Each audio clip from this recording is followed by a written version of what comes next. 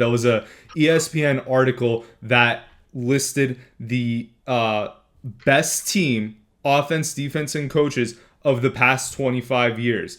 The offensive coordinator, the best offensive coordinator in the last 25 years, the ESPN writers gave that honor to Kyle Shanahan.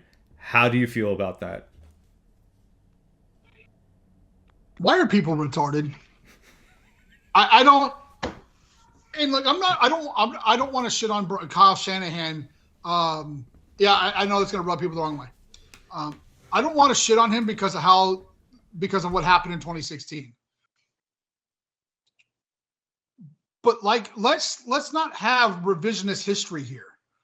He was shit until Matt Ryan got a hold of him. He hadn't had, I don't think, prior to Matt Ryan, I don't think he'd had a top 15 offense at all. I could be wrong about that, but I'm pretty sure he had not had a whole lot of success as an OC. And there was a lot of talk about the only reason he was an OC was because of his dad, Mike. Right? Like that was a Nepo hire year after year after year. Now, when you go back and look, he wasn't like he didn't have, if I'm not mistaken, is Matt Ryan or was Matt Ryan his first MVP quarterback? Absolutely, yeah. There was no MVP quarterback. The best he had before then was probably RG3. And, he was with the Browns, I think, at one point, the Ravens at one point. Texans. He was, I think, Texans. Schaub's offensive coordinator late 2000. He hadn't had any success anywhere until Matt Ryan got a hold of him. Matt Ryan turned him into a head coaching candidate. That's another notch for me for Matt Ryan, by the way, is you took a guy that had no success anywhere. You gave him an MVP. You gave him a number one offense. You got him to a Super Bowl. Also, he could shit himself. And that to me is another reason that this is absolutely fucking absurd. You get to a fucking Super Bowl and the consensus is, hey, run the fucking football. And you're like, no, we ain't done it all year. Nope, sorry. I haven't done it. Not going to do it. Nope. Yeah, I know we could, but no, we're not going to, right? All of that has to go into this. Are you giving it to him because he's had a decent run with the 49ers as their offensive coordinator / head coach? Okay. I guess okay. But for me, when I think OC, I don't think a head coach calling plays. And if we were going to go that route, why the fuck wouldn't it be Andy Reid? You know what I mean? Like if that was going to be the reason for that, hell, I would argue that Matt Patricia was a better OC with New England when he switched sides of the football. Remember, because Matt Patricia was defense for a while, and then he was their OC the end of his career there. I would argue Matt Patricia was a better fucking offensive coordinator than that bum was. You know, it's just of all of the guys that you could think about that were OCs during the last 25 years, for the morons at ESPN to come out and go, Kyle Shanahan's our guy. That's number one. Do any of the I swear to God, it was Stephen. It had to be Stephen A. who was like, nah, it's got to be Kyle Shanahan, because that retard doesn't even watch the NFL football, but has a lot of things to say about it. So I don't understand how Kyle Shanahan got nominated, let alone had enough votes to be listed the best OC of the last quarter century. That part to me, Jeff. And look, we're not saying he's a bad OC. What we're saying is he's not the best. Okay, well, you're going there. I think he's intelligent. I just think there are a lot of flaws in his game. There's a lot of tendencies that get exposed in the biggest moments. Why? Because dad probably propelled him to a position he wasn't ready for too early in his career for him to develop. There are some stuff with him where he needs to develop a little bit more. Could he be a legendary OC one day? I certainly think he has the tools. Is he there right now? Absolutely not, Jeff. With someone with his clock management, time management, and game calling, issues that he's had in the Super Bowl, and not just our Super Bowl, he did the same fucking thing with the Niners. He made in both Super Bowl appearances with the Niners, Jeff. He was up 10, against KC, and instead of running the ball again, he, decided to go for that deep shot, which almost connected with Garoppolo, and I believe, I forgot who the receiver was streaking down the side. He could have caught it. It might have been Debo, might have not been. But then, you go into that second Super Bowl with KC, And, I still can't get over this. When they went into overtime, Jeff, and the overtime rules are changed where now in the playoffs, both teams have a chance to possess the ball. He elected to receive. And I remember Patrick Mahomes at the time. He was mic'd up. Go watch it if you haven't watched it. He was jumping up and down. They're taking the ball. I can't believe they won the toss. And they're like, I can't believe that you took the ball. Now, look, I get what Kyle Shanahan's trying to do, right? Like, he's like, let's score first, whatever. Fine. But you know what you effectively did by accepting the ball first? You give Patrick Mahomes 4 downs instead of 3. That was a 4th down and 1 in the Chiefs' game-winning drive for the Super Bowl. If Kyle Shanahan didn't elect to receive the ball, there's a chance that the Chiefs punt that and then you go win the game with a field goal. That's why you don't do that. That's why you go through this extra preparation. Those are the little details that this guy missed because he was in a position that he wasn't ready for. I'm not saying he's not competent in his job. I'm just saying he got there too early, so there are flaws in his game. It happens with people in the corporate world. It happens in the NFL. Now, let's answer the question. Best OC of the past 25 years?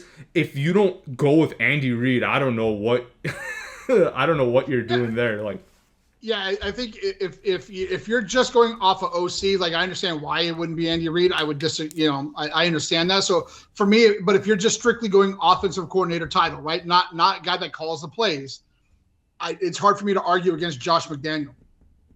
Like you can sit here and say that he had Tom Brady and all of those things. That's fine. But ultimately, all that offense had was Tom Brady and Gronk. I mean, he won 3 titles as their OC. And, even their best year, he didn't when they had Randy Moss.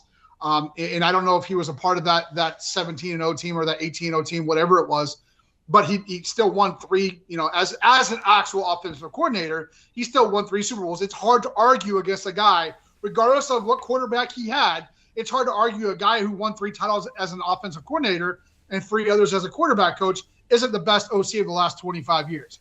If you want to go with the head coach combo, Andy Reid is number 1. Hate to say it, Sean Payton was probably number 2 in that case. You know what I mean? Like you look at, he turned Drew Brees into a guy that was about to have no NFL career into a Hall of Famer.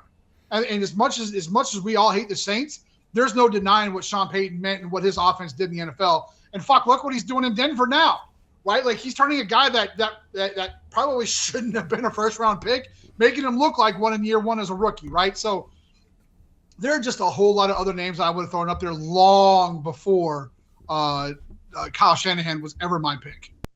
And if we're just going head coaches, Jeff, like if we're introducing that, I think give me Sean McVay over Kyle Shanahan. You know why? 100%. He was smart enough to move off of Goff. He wasn't stubborn about it. He knew Goff can't get it done, and he went after Stafford.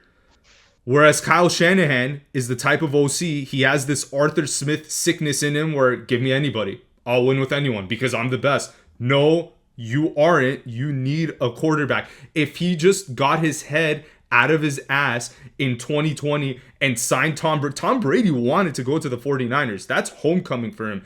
That team would have been stacked. They would have won a couple Super Bowls had Brady went to the San Francisco 49ers over Tampa Bay. I think they would have won 2 at least. So if, Shanahan just said, I'm going to go with Garoppolo because I want all the credit. I don't want the quarterback to steal my spotlight.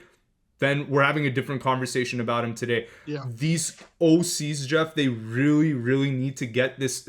Arthur Smith, Kyle Shanahan, they really need to realize that you don't win without a QB. Completely agree. Kind of staying on that, though, and we've kind of talked about it, kind of leading up to doing the show tonight. They had Wade Phillips as the best defensive coordinator. Not that there's any Falcons ties, but might as well, throw it out there. It's a decent pick. I don't think it's as controversial as Kyle Shanahan was. But in your opinion, is that the best pick they could have had the last 25 years as a defensive coordinator? So Wade Phillips has a very slight connection to the Falcons. I think he was their DC in 02 and 03, and he actually was the interim head coach, I think, after Dan Reeves was gone too. So both OC and DC have Falcons connections. But No, I wouldn't go Wade Phillips there. My initial reaction there was a little stronger when you brought that up to me. Like, how the heck can they consider Wade Phillips there? Because I had another candidate in mind, and I'll get to it. But Wade Phillips he was the DC for the Broncos when they won in 2015. So I'll give him that. I just don't know how you go with anyone else other than Spags. He probably, as a defensive coordinator, has the best Super Bowl win as a DC in history, beating the undefeated Patriots in 2007. I don't know, that's probably one of the best crown jewels. And then when we're talking about somebody's resume and looking at their profile, being the DC of the Giants 07 Super Bowl team is definitely up there. But he also had an encore performance with the Chiefs, 3 Super Bowls as their DC. I mean, that is not something to gloss over. I think the answer is easily Spags for me. What about you, Jeff? My initial thought was Dick LeBeau, right? I mean, a guy over the last 30 years won several Super Bowls as the Steelers DC, a guy that when you look across the league has had a major impact. But when you said Spags, I was like, damn, I don't know how you top that. I mean, a hell of a run here lately with the Chiefs. Obviously, that great run with the Giants and those 2 Super Bowls. To me, it's really hard. And I would even say a third one. I would even say Monty Kiffin. And I know he hasn't been in the NFL for the last 10 or 15 years of his life. But he was still, that's a dude that changed the NFL with his defense in the Tampa 2, right? I mean, that changed how defenses were run in the NFL. So, again, Wade Phillips, not shitting on him. I actually like him as a coach. I don't think it's it's definitely not as controversial as Kyle Shanahan. But I just feel like there are 2 or 3 other guys that probably have a much better argument to be made for other than Wade Phillips himself. Yeah. I don't know. Yeah. Just looking at this entire list, honestly, it just looks like this thing was thrown together last minute. Like ESPN was like, shit, we don't have anything to read. Guys throw some shit together for us, and they threw it up there as an evergreen post. And they're getting guys like us to talk about it, right? Like guys that only a few people listen to. It's turning heads. It'll draw attention to it. I get it. But I just feel like that whole list was just kind of haphazardly put together. Yeah, for sure. I mean, it's that time of year. It's a little slower. People are on vacation, so maybe that thought and TLC into the article didn't get as much, attention that it would during the season. So,